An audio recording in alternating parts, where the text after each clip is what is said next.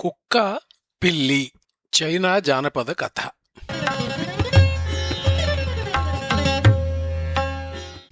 అనగనగా ఒకప్పుడు ఒక ఆయన ఉండేవాడు. ఆయనకు ఒక భార్య కూడా ఉండేది. భార్యకు ఒక ఉంగరం ఉండేది. అది అదృష్టం ఉంగరం. అది ఎవరి దగ్గర ఉంటే వారికి కావలసినవి అన్నీ దొరుకుతాయి.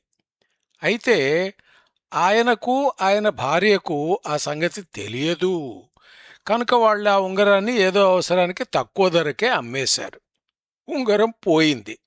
ఇక వాళ్ళు రాను రాను బీదవాళ్ళు అయ్యారు.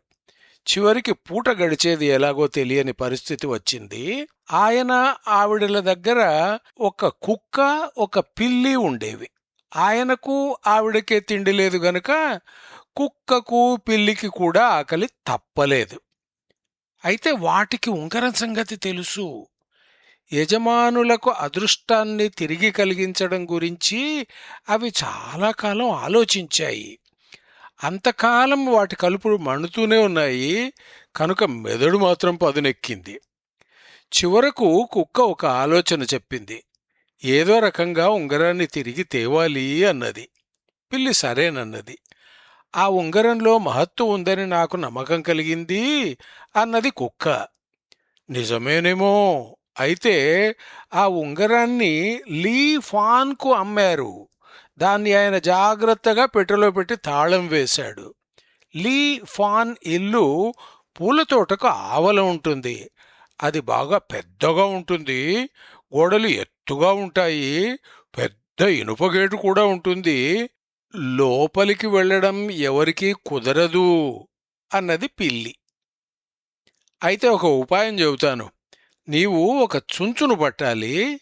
దాన్ని ఇద్దరము కలిసి లీఫాన్ ఇంటికి తీసుకుపోదాము. అది గేటు కింద నుంచి దూరుతుంది. పెట్టెకు రంధ్రం వేస్తుంది. ఉంగరాన్ని వెతికి తెస్తుంది. చుంచు ఒప్పుకోలేదనుకో, దాన్ని తినేస్తాను అని నీవు భయపెట్టాలి. చుంచు చేత ఈ పని చేయించాలి అన్నది కుక్క. పిల్లికి ఆలోచన నచ్చింది. అది త్వరలోనే ఒక చుంచును పట్టుకున్నది. అంతా కలిసి ఉంగరం ఉన్న పెట్టె ఉన్న ఇంటికి బయలుదేరారు. మధ్యలో ఒక నది ఉంది. మరి పిల్లికి ఈదడం చేత కాదు కనుక అది కుక్క వీపు మీద ఎక్కింది. చుంచు దానితో బాటే ఉంది. కుక్క నది ఈది అందరినీ అవతలికి చేర్చింది. అప్పుడు పిల్లి చుంచుతో బాటు లీ ఫాన్ ఇంటికి చేరింది. అక్కడే ఉంగరం గల పెట్టె ఉంది. మరి చుంచు పెట్టెదాకా చేరింది. కొరికి కొరికి దానిలో రంధ్రం వేసింది. ఉంగరాన్ని వెతికి తెచ్చింది. పిల్లి ఉంగరాన్ని తీసుకుని నోట్లో పెట్టుకున్నది. నది వద్దకు వచ్చింది. అక్కడ కుక్క ఎదురు చూస్తున్నది. పిల్లి దాని మీద ఎక్కింది. కుక్క నది ఈదింది. అవతలి గట్టుకు అంతా చేరుకున్నారు. ఇంటికి బయలుదేరారు.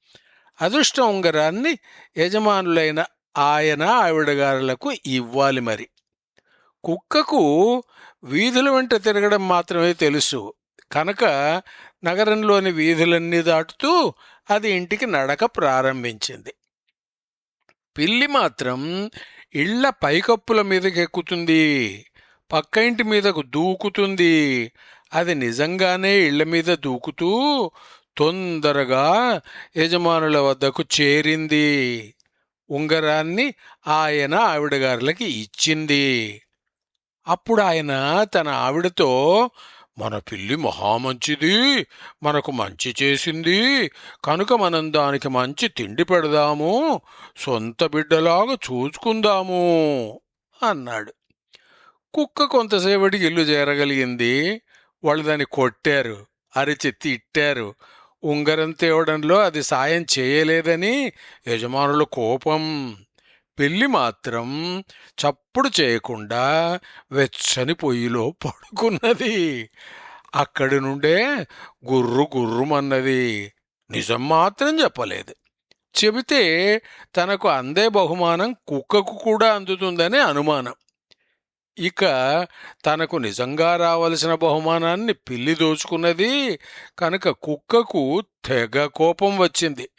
పిల్లి కనబడితే చాలు అది వెంటబడి తరమడం మొదలుపెట్టింది. ఇవాళ్ళటికి కుక్కలు పిల్లులను తరుముతూనే ఉన్నాయి మరి.